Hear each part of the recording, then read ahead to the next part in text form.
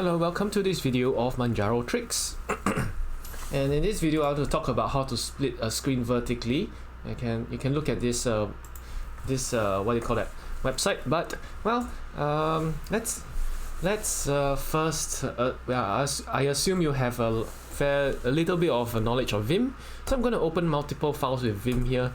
Some .NET files, not the best code because I'm just using it to learn, but yes, normally if I want to switch back and forth, I use the :bn to go.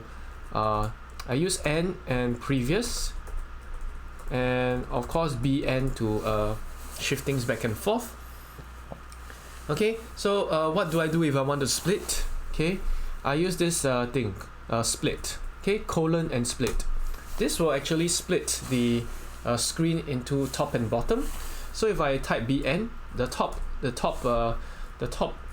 Vim screen will change. If I'm not happy with this setup, I can just press :Q, and that will quit one of the windows. And of course, that's not the only way you can split Vim screens.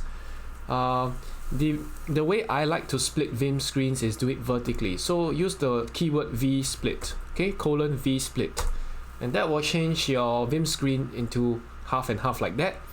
And to navigate between screens, whether you split vertically or horizontally, press Ctrl+W. Okay, Ctrl+W. Okay, and that will like alternate tab between both of them.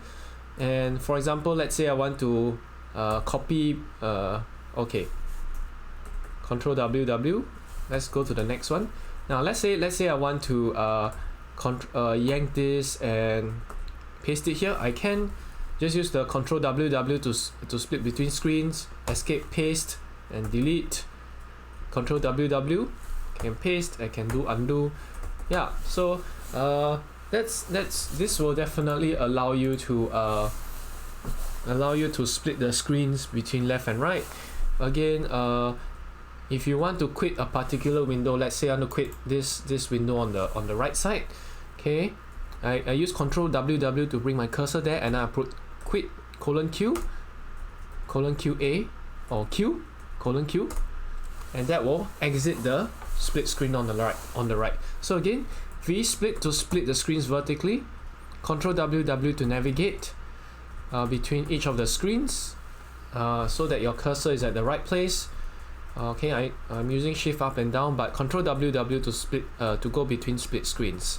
So this is a very useful tool if you want to use Vim a lot.